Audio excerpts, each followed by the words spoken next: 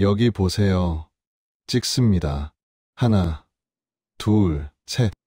내 가족 사진에 내가 없는 이유. 당신, 저기 가서 우리 가족 사진 좀 찍어줘. 어, 그래.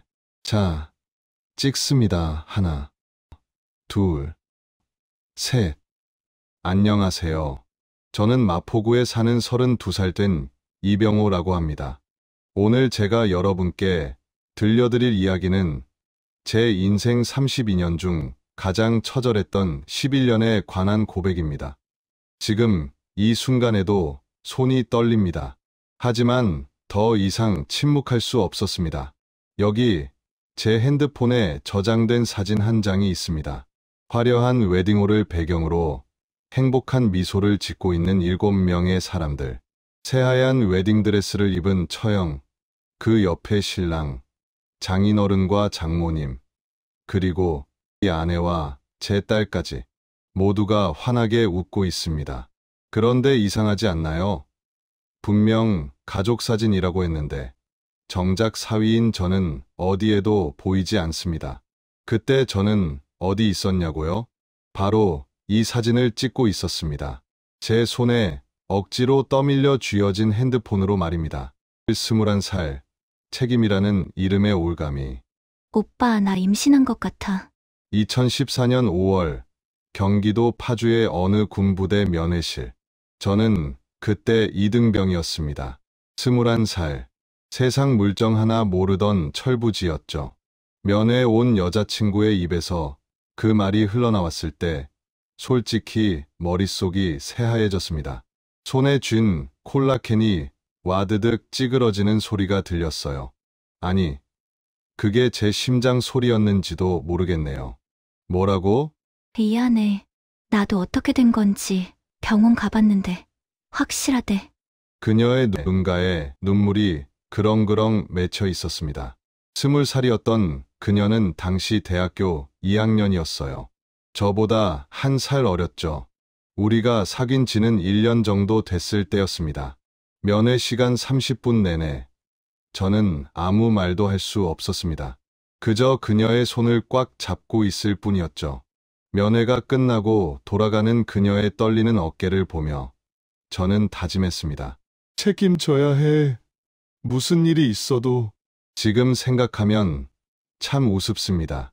그때 제가 조금만 더 냉정했다면, 조금만 더 의심했다면. 하지만 21살 청년에게 그런 냉정함을 기대하는 건 무리였겠죠. 그날 밤 저는 내무반 화장실에 숨어서 부모님께 전화를 드렸습니다. 아버지, 제가... 목이 메어 말이 나오지 않았습니다. 수화기 너머로 아버지의 한숨 소리가 길게 들려왔어요. 알았다. 일단 저녁하고 이야기하자. 그렇게 저의 청춘은 끝났습니다. 아니, 끝나버렸다고 생각했습니다. 저녁 후 저는 모든 것을 포기했습니다. 복학은 꿈도 꾸지 못했습니다. 복학금은커녕 당장 출산 비용, 산후조리원 비용, 신혼집 전세금, 머릿속이 복잡했어요. 부모님은 평생 모아두신 돈을 털어 전세금 7천만 원을 마련해 주셨습니다. 경기도 구석의 낡은 빌라였지만 그것만으로도 감지덕지였죠. 아들아, 아비가 됐으면 이제 아껴 써야 한다. 기죽지 말고 살아라. 아버지는 그 말씀 한마디만 남기시고 당신의 꿈이었던 치킨집 창업 계획을 접으셨습니다. 그 돈으로 저희 전세금을 마련해 주신 거예요. 저는 악착같이 일했습니다. 새벽 4시 30분, 우유 배달 아르바이트, 오전 9시부터 오후 6시까지 건설 현장 일용직, 저녁 7시부터 새벽 2시까지 대리운전, 하루 평균 수면 시간 3시간, 밥은 편의점 삼각김밥으로 때웠습니다. 커피는 자판기 커피, 300원짜리요. 당신, 오늘도 늦게 들어와? 애가 아빠 얼굴도 못 보겠네. 아내의 핀잔이 쏟아질 때마다 저는 이를 악물었습니다. 조금만 더 버티자라고 스스로를 다독이며 하루하루를 견뎠습니다. 2014년 10월 딸아이가 태어났습니다. 분만실 앞에서 축하합니다. 건강한 딸입니다라는 말을 들었을 때 저는 그 자리에서 무릎을 꿇고 울었습니다. 제 품에 안긴 3.2kg의 작은 생명, 주먹만 한 얼굴에 눈도 제대로 뜨지 못한 채 칭얼대는 모습이 세상 그 무엇보다 소중했습니다. 이 아이만큼은 절대 불행하게 만들지 않겠어. 제 인생을 걸고 한 약속이었습니다. 하지만 그 약속은 시작부터 저주받은 것이었습니다. 생후 6개월이 지나도 딸아이는 목을 제대로 가누지 못했습니다. 아이가 발달이 조금 느린 것 같으니 대학병원에서 정밀 검사를 받아보시는 게 좋겠습니다. 동네 소아과 의사의 말에 저희는 서울대 병원을 찾았습니다. 진단명 선천성 근육 긴장도 저하증 및 운동 발달 지연. 완치는 어렵습니다. 하지만 꾸준한 재활 치료를 받으면 일상생활은 가능할 수 있습니다. 다만 의사는 말끝을 흐렸습니다. 비용이 만만치 않을 겁니다. 일주일에 3번씩 재활의학과 물리치료, 작업치료, 언어치료를 하셔야 합니다. 한 달 치료비만 200만 원이 훌쩍 넘었습니다. 보험 적용이 되지 않는 항목들이 대부분이었거든요. 제 월급 250만 원 중 딸아이 병원비로 200만 원, 남은 50만 원으로 전세 대출이자, 생활비, 아내 용돈까지 감당해야 했습니다. 불가능했습니다. 여보, 우리 잠시만 아빠, 엄마 집에 들어가서 지내면 안 될까? 2016년 봄, 아내가 조심스럽게 제안했습니다. 지연이 치료도 해야 하고 나도 대학원 진학하고 싶은데 여기서는 도저히 안 될 것 같아. 엄마가 애 봐주시면 내가 공부도 하고 돈도 좀 벌 수 있잖아. 처가살이. 결혼 전 제가 아내에게 했던 약속이 있습니다. 처가살이만은 절대 안 시킬게. 내가 책임질게. 하지만 그때의 저는 등이 휘는 빚더미와 끝없는 치료비 앞에서 무릎을 꿇을 수밖에 없었습니다. 알았어. 미안해. 그렇게 저희는 서울 강남의 처갓집으로 들어갔습니다. 40평대 아파트. 장인어른은 중견기업 임원 출신이셨고 장모님은 학원 원장님이셨습니다. 경제적으로 여유로운 집안이었죠. 사위야, 우리 딸 고생시킨다는 소리 듣지 말게. 장인어른의 첫 마디였습니다. 웃으며 하신 말씀이었지만 그 말 속에는 내가 무능력해서 우리 딸이 고생하는 거다라는 메시지가 선명하게 담겨 있었습니다. 처가살이 첫날 밤, 저는 작은 서재 하나를 배정받았습니다. 3평 남짓한 공간, 아내와 딸은 안방에서, 저는 그 좁은 서재에서 잠을 청했습니다. 당신은 밤늦게 들어오니까 우리 잠 방해하잖아. 그냥 거기서 자. 아내의 말에 저는 고개를 끄덕일 수밖에 없었습니다. 그렇게 8년이 흘렀습니다. 8년 동안 저는 그 집의 가족이 아니었습니다.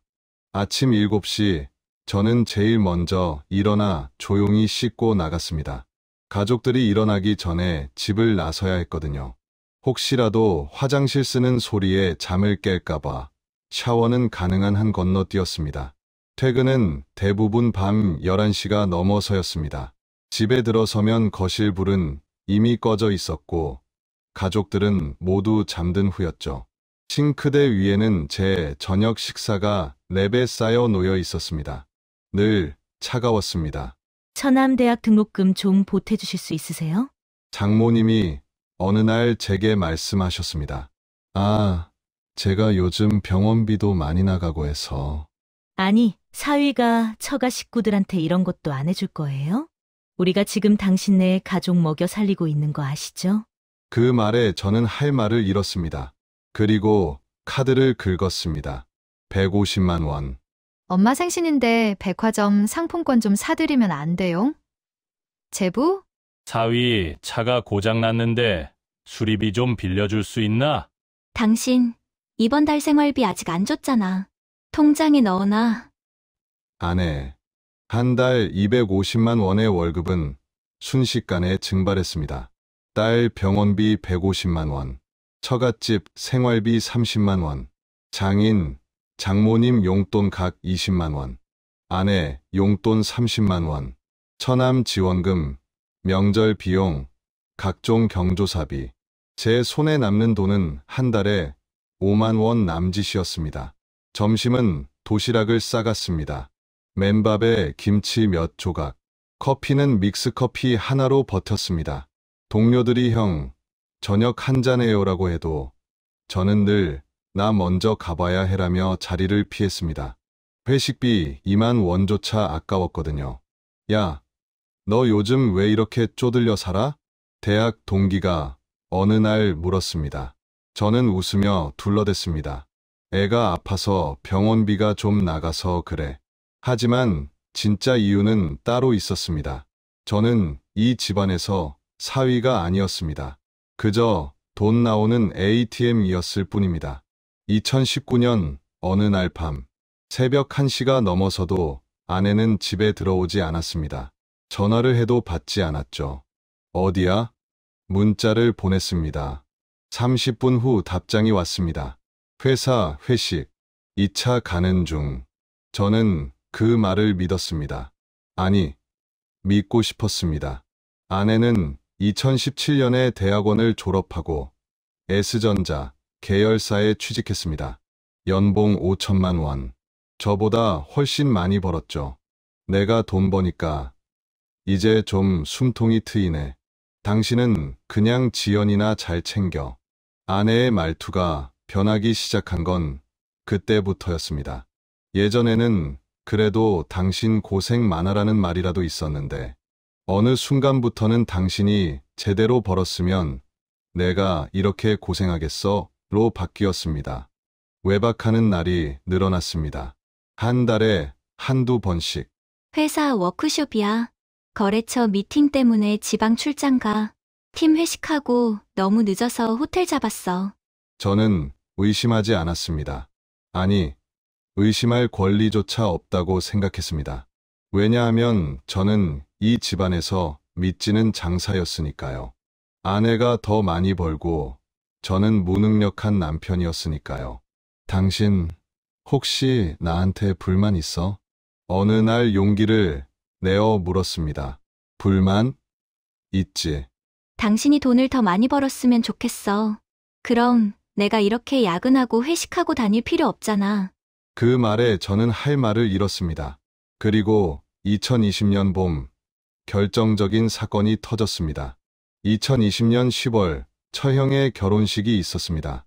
강남의 유명한 웨딩홀, 화려한 샹들리에와 꽃장식, 하객만 300명이 넘는 대규모 결혼식이었습니다. 저는 그날 새벽부터 준비를 도왔습니다. 웨딩홀에 물품 나르고, 하객 안내하고, 주차 안내까지 했죠. 사위는 정말 부지런하네. 장인어른의 친구분들이 저를 보며 칭찬하셨습니다. 하지만 그 칭찬 속에는 묘한 동정과 비하가 섞여 있었습니다. 식이 끝나고 피로연이 한창일 무렵이었습니다. 자, 이제 양가 가족분들 모여서 가족사진 촬영하겠습니다. 웨딩홀 사진사의 목소리가 울려 퍼졌습니다. 저는 딸아이의 손을 잡고 단상 앞으로 걸어갔습니다. 당연히 저도 가족사진에 들어가야 한다고 생각했으니까요. 장인어른, 장모님, 신랑 신부, 그리고 아내가 먼저 자리를 잡았습니다. 저는 아내 옆에 서려고 다가갔습니다. 바로 그때였습니다. 아내가 제 앞을 가로막았습니다. 그리고 차갑게 말했습니다. 당신, 저기 가서 우리 가족 사진 좀 찍어줘. 뭐, 사진사가 다른 가족 찍느라 바쁘대. 당신이 찍어줘. 내 핸드폰 여기 있어. 아내는 제 손에 핸드폰을 억지로 쥐어줬습니다. 주변의 시선이 일제히 저에게 쏠렸습니다. 장인어른은 눈을 피했습니다. 장모님은 못 본 척 고개를 돌렸습니다. 처형은 민망한 표정으로 웃었습니다. 그리고 제 딸아이는 제 손을 꼭 잡으며 작은 목소리로 물었습니다. 아빠는 왜 사진 안 찍어? 그 순간 제 심장이 멈췄습니다. 저는 로봇처럼 몇 걸음 뒤로 물러났습니다. 떨리는 손으로 핸드폰을 들었습니다. 카메라 렌즈를 통해 저는 그들을 바라봤습니다. 환하게 웃고 있는 가족들. 저는 그 안에 없었습니다. 자, 하나, 둘, 셋, 찰칵. 사진이 찍혔습니다. 저는 그 자리에서 소리 없이 울었습니다. 제 눈가에 뜨거운 것이 흘러내렸지만 아무도 몰랐습니다. 어차피 저는 투명 인간이었으니까요. 그날 밤 저는 아내에게 말했습니다. 여보, 우리 이혼하자. 갑자기 왜? 나 더는 못 살겠어. 당신은 나를 남편으로 생각하지 않잖아. 아내는 한참을 저를 바라보더니 입꼬리를 비틀며 웃었습니다. 좋아. 이혼하자. 너무 쉽게 동의했습니다. 마치 기다렸다는 듯이. 근데 조건이 있어. 지연이는 내가 키울 거야. 당신은 양육비만 제대로 내. 한 달에 150만 원. 알았어. 저는 고개를 끄덕였습니다. 딸아이와 떨어지는 건 상상할 수 없었지만 장애가 있는 딸을 혼자 키울 자신도 없었습니다. 2020년 12월 저희는 협에 이혼했습니다. 10년 가까운 결혼 생활의 끝은 구청 도장 매등록과에서 도장 몇 개 찍는 것으로 허무하게 끝났습니다. 저는 원룸을 얻었습니다. 보증금 500만 원, 월세 40만 원. 부모님께서 마지막 남은 돈을 긁어 도와주셨습니다.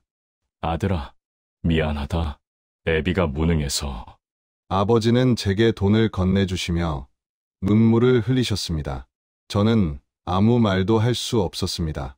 제가 무능해서, 제가 잘못해서 이렇게 된 건데 부모님께 죄송할 뿐이었습니다. 그렇게 2년이 흘렀습니다. 2년 동안 저는 매달 150만 원씩 양육비를 빠짐없이 입금했습니다. 그리고 주말마다 딸을 만났습니다. 아빠, 오늘 뭐 먹을 거예요? 딸아이는 저를 보면 언제나 환하게 웃었습니다. 그 웃음이 제가 살아갈 이유였습니다. 하지만 점점 이상한 점을 느끼기 시작했습니다. 딸아이는 나날이 컸지만 제 모습을 닮은 부분이 하나도 없었습니다. 지연이는 아빠랑 하나도 안 닮았네? 어느 날 식당 직원이 무심코 던진 말. 그 말이 제 머릿속에서 울림으로 남았습니다. 어머니께서도 같은 말씀을 하셨었죠.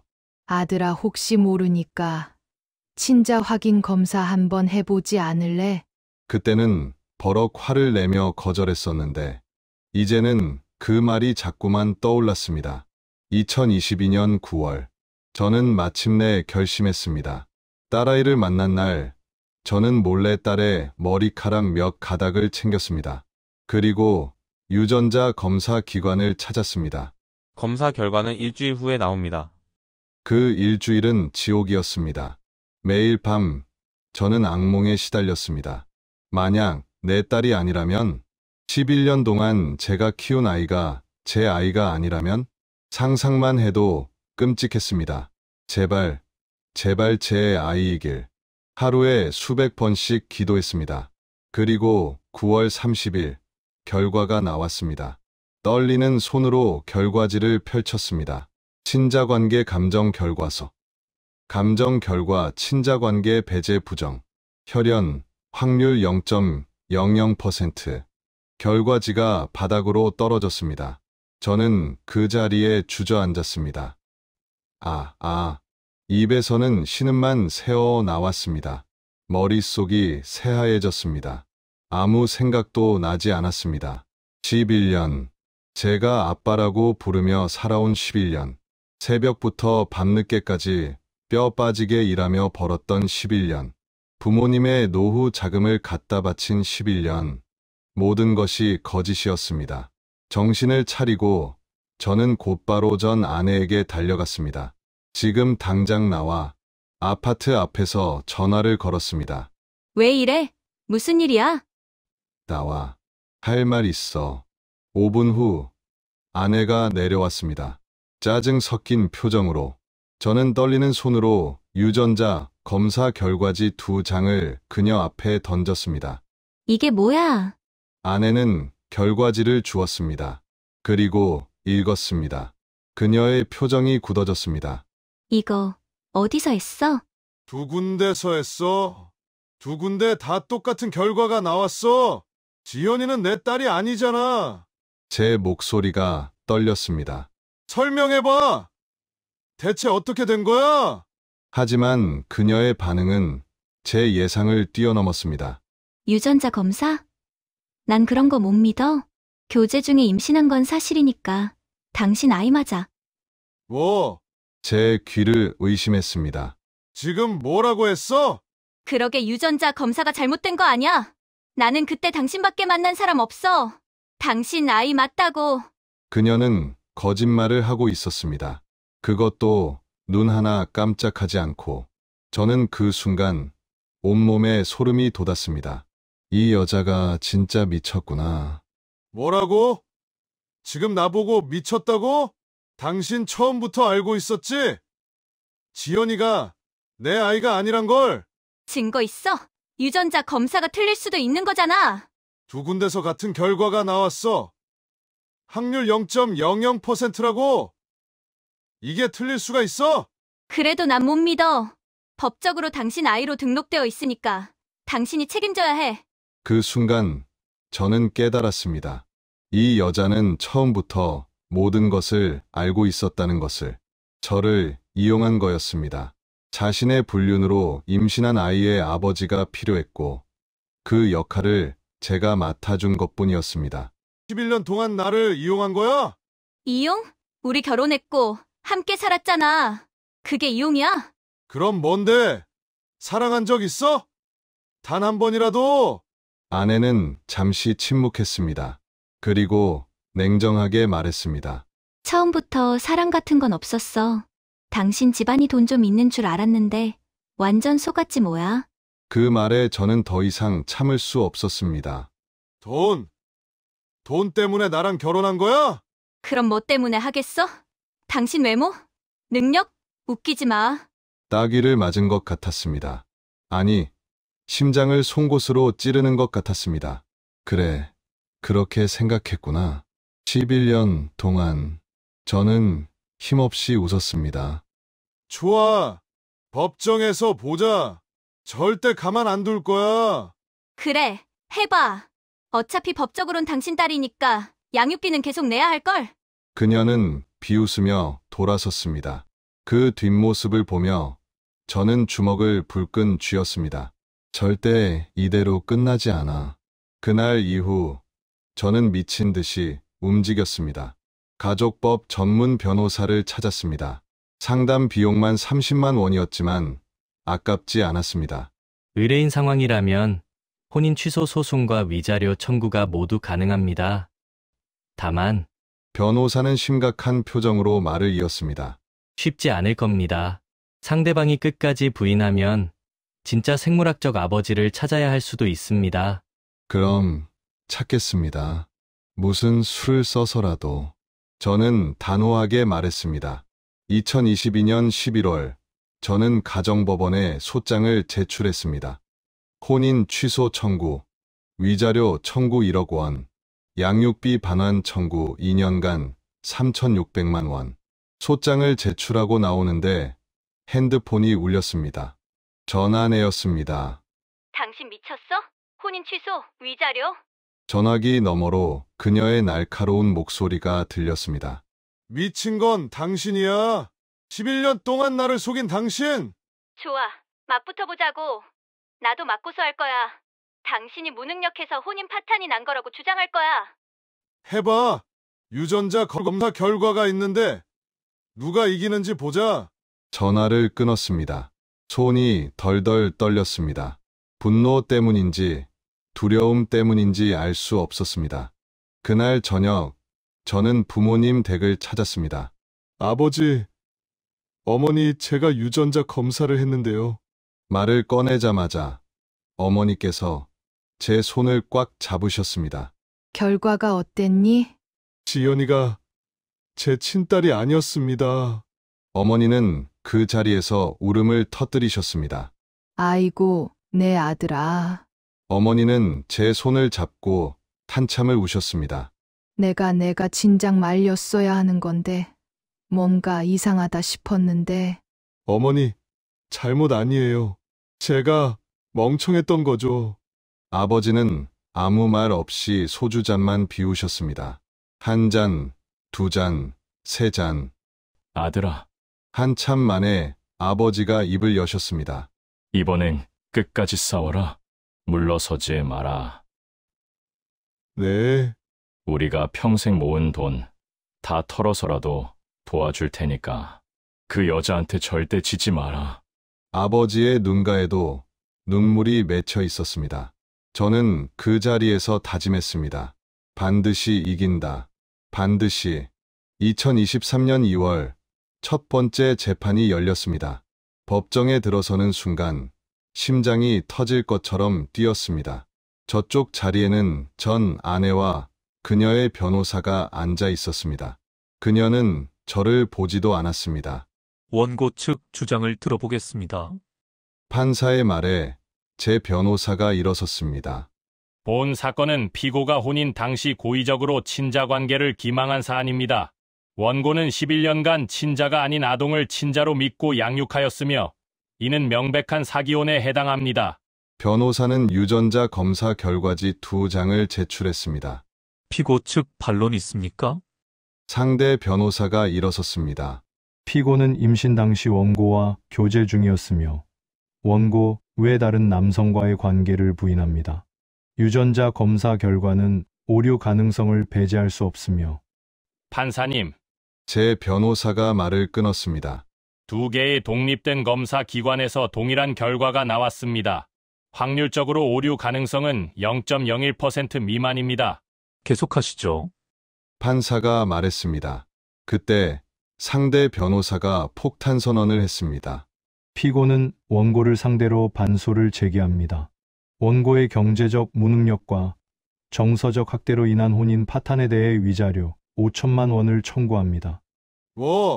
저는 자리에서 벌떡 일어났습니다. 조용히 하세요. 판사가 제지했습니다.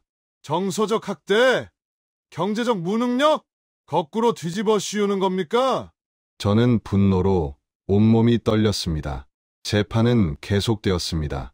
피고는 원고가 양육 과정에서 아동에게 무관심했으며 경제적 부담을 피고에게 전가했다고 주장합니다. 거짓말이야! 저는 소리쳤습니다. 내가 11년 동안 벌어온 돈이 다 어디로 갔는데? 원고 정숙하세요. 다음 기일에 증거 자료를 제출하시기 바랍니다. 판사가 재판 종료를 선언했습니다. 법정을 나서는데 전 아내가 제 앞을 가로막았습니다.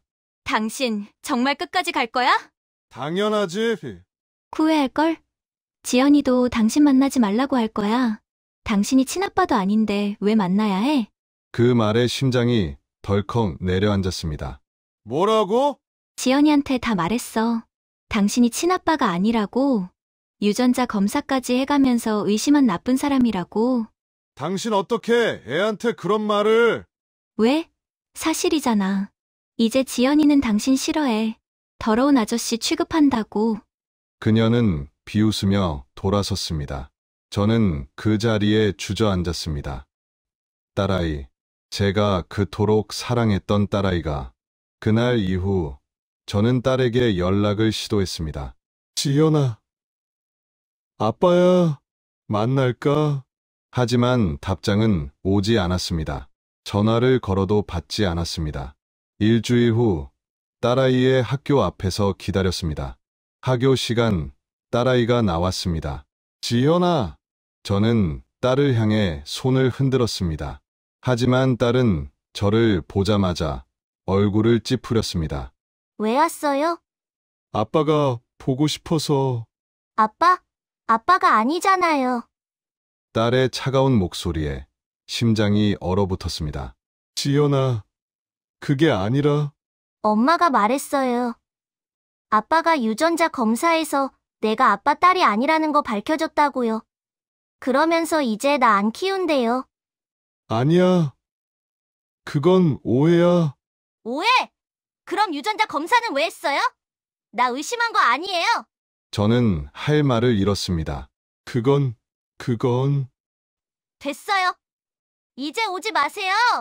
아빠 아닌 사람이 왜 자꾸 나한테 와요? 딸은 돌아서서 걸어갔습니다. 지연아. 저는 딸을 불렀지만 딸은 뒤돌아보지 않았습니다. 그 작은 뒷모습을 보며 저는 그 자리에 주저앉아 울었습니다. 그날 밤 저는 혼자 소주를 마셨습니다. 1병, 2병, 3병. 차라리 죽어버릴까? 그런 생각까지 들었습니다. 모든 것을 잃었습니다. 돈도, 시간도, 사랑도, 딸도. 제 인생에 남은 게 뭐가 있을까요? 핸드폰을 꺼내 들었습니다. 통화 기록을 보니 마지막으로 딸과 통화한 게 3주 전이었습니다. 아빠, 나 학교에서 상 받았어. 그때의 밝은 목소리가 아직도 귀에 생생합니다. 그런데 이제는 그 목소리를 더 이상 들을 수 없게 되었습니다. 다음 날 아침 숙취에 시달리며 변호사 사무실을 찾았습니다. 변호사님, 저 이제 어떻게 해야 하죠? 변호사는 심각한 표정으로 말했습니다. 의뢰인, 솔직히 말씀드리면 상황이 좋지 않습니다. 상대방이 친자관계를 끝까지 부인하고 있고 오히려 의뢰인을 가해자로 만들려고 하고 있습니다. 그럼 제가 지는 건가요? 아니요. 방법이 하나 있습니다. 변호사는 서류 하나를 꺼냈습니다. 생물학적 아버지를 찾는 겁니다. 어떻게요? 의뢰인 전 부인의 과거 교제 관계를 조사해야 합니다. SNS, 지인 증언, 통신 기록 가능한 모든 방법을 동원해서요. 저는 고개를 끄덕였습니다. 해주세요. 무슨 수를 써서라도 찾아야 합니다. 변호사는 사설 조사 기관에 의뢰를 맡겼습니다. 비용은 500만 원. 제게는 거금이었지만 부모님께서 지원해 주셨습니다. 2주 후 조사 결과가 나왔습니다. 의뢰인 찾았습니다. 변호사가 서류를 건넸습니다. 김영수 씨, 31세. 의뢰인 전 부인과 대학교 동창이며 2013년부터 2014년까지 교제한 것으로 확인됩니다. 2014년이면 네. 의뢰인과 교제하던 시기와 겹칩니다. 저는 서류를 보며 이를 악물었습니다. 이 사람 지금 어디 있습니까? 서울에 거주 중입니다. 현재 기혼이고 자녀가 둘 있습니다. 기혼. 제 머릿속이 복잡해졌습니다. 이 사람한테 유전자 검사를 요청할 수 있습니까? 법원에 신청하면 가능합니다. 다만 상대방이 거부할 경우 강제할 수는 없습니다. 일단 시도해보죠. 2023년 4월 저는 그 남자를 만났습니다. 강남의 한 카페. 그는 편한 니트 차림으로 나타났습니다. 무슨 일로 저를 찾으신 건지? 그의 목소리는 경계심으로 가득했습니다. 저는 유전자 검사 결과지를 그의 앞에 내밀었습니다. 제 전 부인 아시죠? 이민아 씨. 그의 얼굴이 굳어졌습니다. 그게 저랑 무슨 상관입니까? 이 아이가 당신 딸일 가능성이 높습니다. 저는 딸아이의 사진을 보여줬습니다.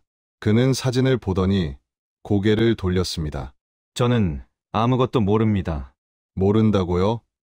2014년에 이민아 씨와 교제하지 않으셨습니까? 그건 오래전 일이고. 유전자 검사 좀 해주세요. 제발 부탁입니다. 싫습니다. 저는 지금 가정이 있는 사람입니다. 이런 일에 휘말릴 수 없어요. 그는 자리에서 일어났습니다. 저한테 다시는 연락하지 마세요. 법적 조치도 불사하겠습니다. 그리고 그는 카페를 나가버렸습니다. 저는 그 자리에 남아 한참을 멍하니 앉아 있었습니다. 이 사람도 도망가는구나. 모두가 책임을 회피하고 있었습니다. 전 아내는 진실을 숨기고 진짜 아버지는 모른 척하고 그리고 저만 11년간 바보처럼 책임을 짊어졌던 겁니다. 변호사에게 연락했습니다. 변호사님, 그 사람이 검사를 거부했습니다. 예상했던 일입니다. 그럼 법원에 강제 검사 신청을 하겠습니다. 그게 가능합니까? 의뢰인의 사건이 명백한 사기혼 사안이므로 법원이 받아들일 가능성이 높습니다. 부탁합니다. 2023년 7월 법원은 김모 씨에게 유전자 검사 명령을 내렸습니다. 친자관계 확인을 위한 유전자 검사 명령. 김 씨는 끝까지 거부했지만 법원의 명령을 거역할 수는 없었습니다. 검사 결과는 2주 후에 나왔습니다. 친자관계 감정 결과서. 피감정인 김영수 31세, 남, 피감정인 이지연 9세, 여. 감정 결과 친자관계, 인정 긍정. 혈연 확률 99.9999%. 마침내 진실이 밝혀졌습니다. 딸아이의 진짜 아버지는 김영수 씨였습니다. 2023년 9월 최종 재판이 열렸습니다. 법정은 방청객들로 가득 찼습니다. 이 사건이 언론에 보도되면서 많은 사람들의 관심을 받았습니다. 판사가 판결문을 낭독했습니다. 피고 이민아는 혼인 당시 고의적으로 친자관계를 기망하였으며 이는 혼인 무효 사유에 해당한다. 따라서 원고와 피고의 혼인은 무효로 한다. 피고는 원고에게 위자료 8천만 원을 지급하라. 피고는 원고에게 부당이득 양육비 3,600만 원을 반환하라. 재산 분할은 원고에게 70%, 피고에게 30%로 한다. 망치 소리가 울렸습니다. 따크. 판결이 확정되었습니다. 저는 그 자리에서 무릎이 풀렸습니다. 이겼습니다. 마침내 이겼습니다.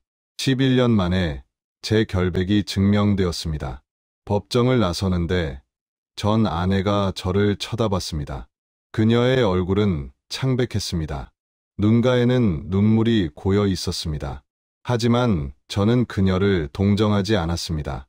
그녀는 11년 동안 저를 속였습니다. 그녀는 11년 동안 저를 이용했습니다. 그녀는 제 인생을, 제 청춘을, 제 부모님의 노후를 빼앗아갔습니다. 법정 계단을 내려오는데 누군가 저를 불렀습니다. 저기요. 돌아보니 기자였습니다. 혹시 인터뷰 가능하십니까?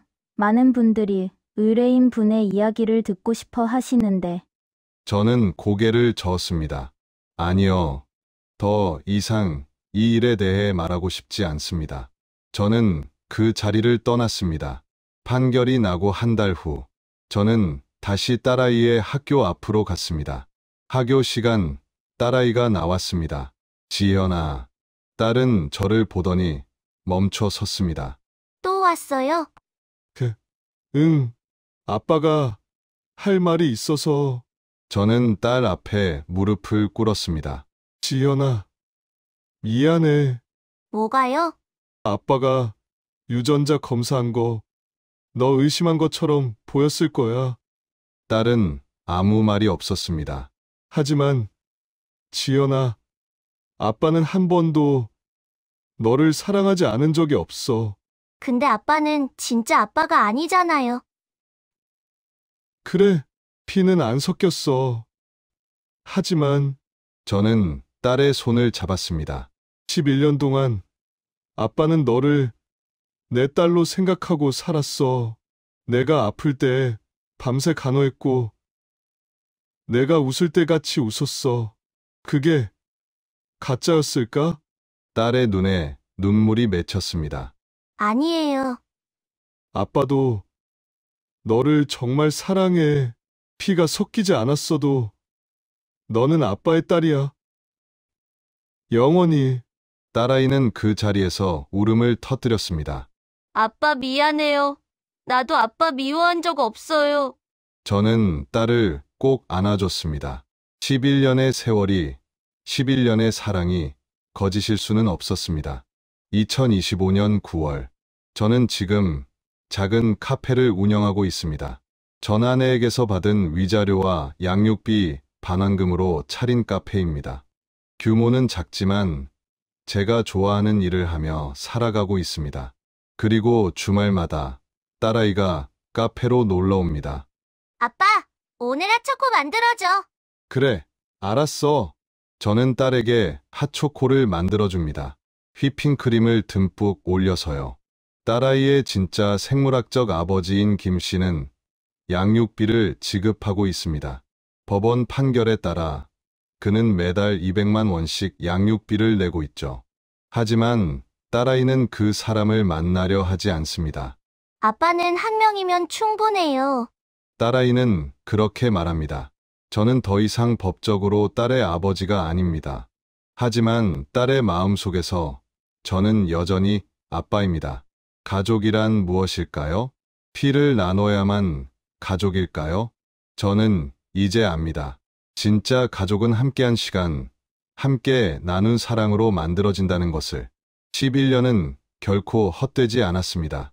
1년의 고통과 배신은 제게서 많은 것을 앗아갔지만 동시에 진짜 소중한 것이 무엇인지 가르쳐 주었습니다. 저는 제 인생에서 가장 길었던 터널을 지나 이제야 비로소 제 딸과 함께 진짜 행복을 향해 걸어가고 있습니다. 저의 긴 이야기 들어주신 여러분, 정말 감사합니다.